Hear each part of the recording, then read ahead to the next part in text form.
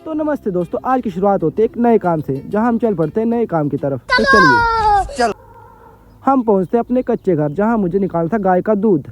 चलिए जैसे हम पहुंचते हैं गाय के पास, तो गाय को डाला हमने थोड़ा सा दरड़। तो गाय जब तक घास दरड़ खाते तो हम बनाते हैं थोड़ी सी अपनी बैड की वीडियो, जहाँ बैड कैमरे में काफ़ी ज़्यादा फ्लैक्स कर रही थी। तो जैसे तैसे गाय दरड़ को पूरा ख़त्म करती है, तो फिर हम निकालते हैं गाय का दूध। हम फिर से बच्ची को फ्लैक्स करने के लिए बोलते, तो ये फिर से फ्लैक्स करने लगी, तो कैमरे में पोज देने लगी। फिर देखते हैं आज हम सूरज को, क्योंकि सूरज तो सिर पर काफ़ी ज़्यादा आ गया था, तो आज हम लेट हो गए थे। तो चलिए शुरू करते हैं आज आपका ब्लॉग। जैसे हम थोड़ी देर कैमरे में बंद करते हैं बातचीत, तो अपनी बच्ची को छोड़ते हैं गाय के पास, तो ये काफ़ी जल्दी पूरा दूध पी जाती है। फिर बारी आती है हमारे दूध निकालने की। जैसे हम दूध निकालते हैं तो काफ़ी ज़्यादा मेहनत करने के बाद हम पूरा दूध निकाल पाते हैं। फिर हम डालते हैं अपनी गाय को घास, तो घास लेकर चल पड़ते हैं गाय की तरफ। तो गाय काफ़ी ज़्यादा खुश थी, क्योंकि उन्हें नया घास डालने वाले थे हम।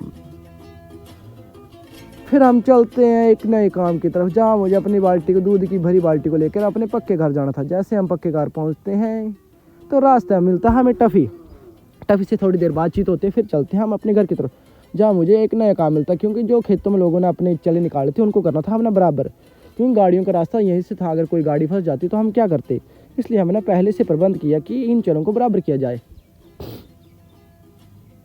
जैसे हम चलों को बराबर करने जाते हैं तो टफ़ी भी हमारे पीछे पीछे आ जाते हैं। उससे थोड़ी देर करते हैं बातचीत करने के बाद लग पड़ते हैं हम अपने काम कर, जहाँ हम काफ़ी मेहनत के बाद उन सभी चलों को बराबर कर देते हैं, क्योंकि इतने ज़्यादा चढ़े होने के कारण हमें काफ़ी ज़्यादा मेहनत करनी पड़ी। इतनी मेहनत के बाद हम देखते हैं कि हमारा घर तो काफ़ी ज़्यादा दूर था, और हमने कितनी मेहनत की और सभी चलों को बराबर कर ही दिया। फिर हम चल पड़ते हैं घर की तरफ। जैसे मैं फ़ोन में बताता हूँ कि इतनी मेहनत करने के बाद हम घर चलते, तो हमें याद आता है कि नहीं, अभी तो रास्ते में काफ़ी ज़्यादा घास था, उसे भी बराबर करना। तो फिर हम चल पड़ते हैं एक डाटी की तरफ, जहाँ हम घर से लाते हैं डाटी लाने के बाद हम लग पड़ते हैं काम की तरफ, जहाँ मुझे पूरी तरह से घास काटना था। जैसे तैसे पूरी मेहनत करके हमने घास भी काट ही दिया।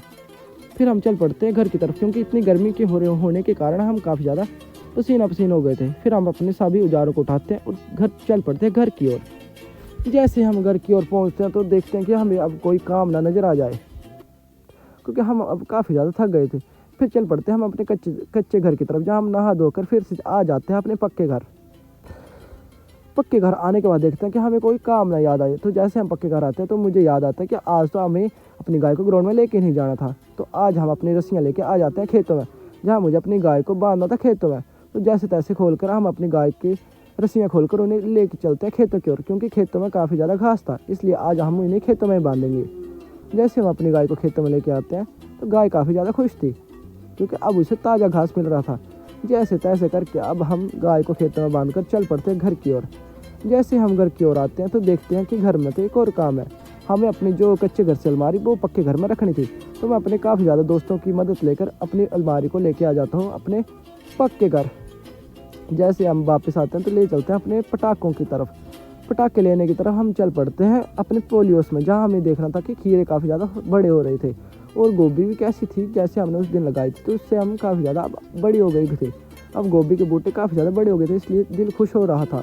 फिर हम अपने लास्ट इंसान को अपना औकात कभी नहीं भूलना चाहिए। तुम्हारा एक